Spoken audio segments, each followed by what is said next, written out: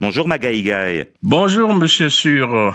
Les économies africaines ont-elles plutôt à perdre ou à gagner du retour de Donald Trump? Alors, vous savez que ce retour de Donald Trump fait naître énormément de craintes du point de vue africain. Si on analyse effectivement la manière dont Trump a géré effectivement ses relations pendant son premier mandat. Alors, je crains bien entendu sur l'AGOA et l'aide au développement, parce que vous savez que fidèle à sa doctrine de l'American First, le président américain pourrait remettre en cause les leviers financiers en direction de l'Afrique, comme par exemple l'AGOA, l'African Growth Opportunity Act, et de manière plus générale l'aide publique au développement américain, qu'il pourrait d'ailleurs remplacer par des programmes moins intéressants du point de vue financier, et ce sur fond, comme vous le savez, de rivalité surtout sino-américaine. Alors ça, c'est pour les inquiétudes. Y a-t-il des raisons d'espérer?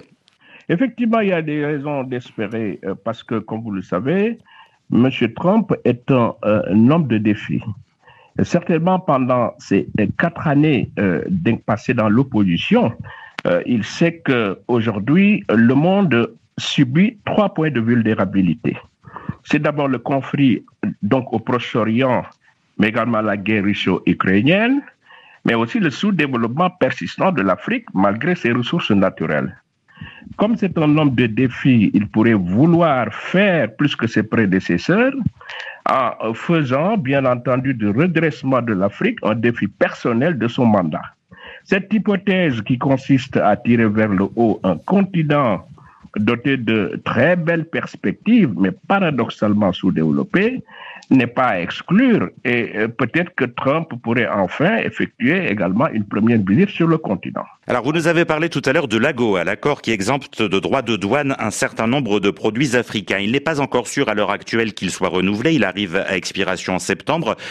Quel impact la disparition de ces mesures aurait-elle pour les économies africaines? Alors, vous savez que l'AGOA permet à l'Afrique d'exporter un certain nombre de produits aux États-Unis sans droit de douane. Alors, si jamais l'AGOA, comme beaucoup le pensent, devrait quand même être stoppée, ce serait bien entendu une très mauvaise chose pour les relations entre les États-Unis et l'Afrique, et surtout pour l'Afrique du point de vue de ses exportations de matières premières, du point de vue de la qualité, bien entendu, de ses monnaies nationales, parce que vous savez que ces monnaies dépendent beaucoup des devises engrangées dans le cadre de ces exportations, et ça pourrait également faire naître des craintes par rapport à l'industrialisation de l'Afrique, qui malheureusement ne sera pas du tout certainement une priorité fondamentale pour le président Trump. Donc, je crois que l'Afrique a beaucoup à perdre par rapport, effectivement, à cette annulation de l'AGOA.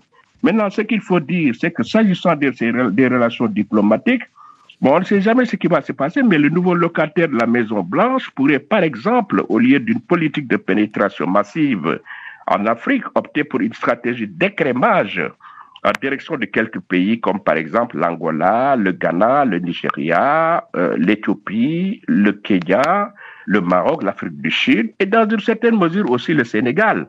Au nom de l'alternance retentissante démocratique et l'arrivée au pouvoir d'une jeunesse attachée à la rupture et à la souveraineté, mais surtout au nom de la position géopolitique de ce pays.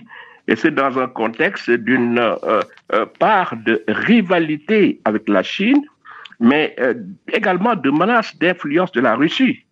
Mais aussi d'autre part, dans un contexte de retrait des bases militaires françaises. En Afrique, il pourrait certainement chercher à conclure des accords de libre-échange à la place de l'AGOA avec, n'est-ce pas, ces 8 pays que je viens de citer. C'est-à-dire que l'Afrique a une carte à jouer dans les guerres commerciales qui s'annoncent entre les États-Unis et la Chine notamment. Effectivement, il est évident que le nouveau président Trump ne ménagera aucun effort pour contrer la Chine sur l'échiquier africain.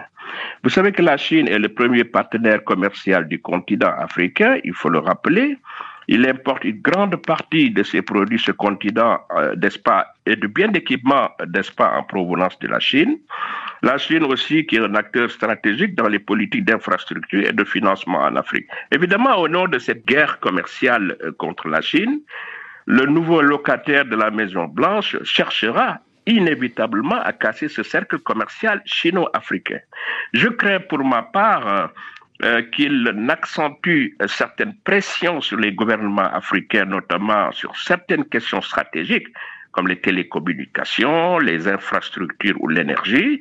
Je pense que aussi l'Afrique, qui est exportatrice de matières premières, pourrait être affectée par une telle rivalité, notamment une baisse de la demande chinoise, mais aussi des cours des matières premières qui pourraient être plus volatiles, si jamais, bien entendu, cette rivalité commerciale ralentit l'économie mondiale.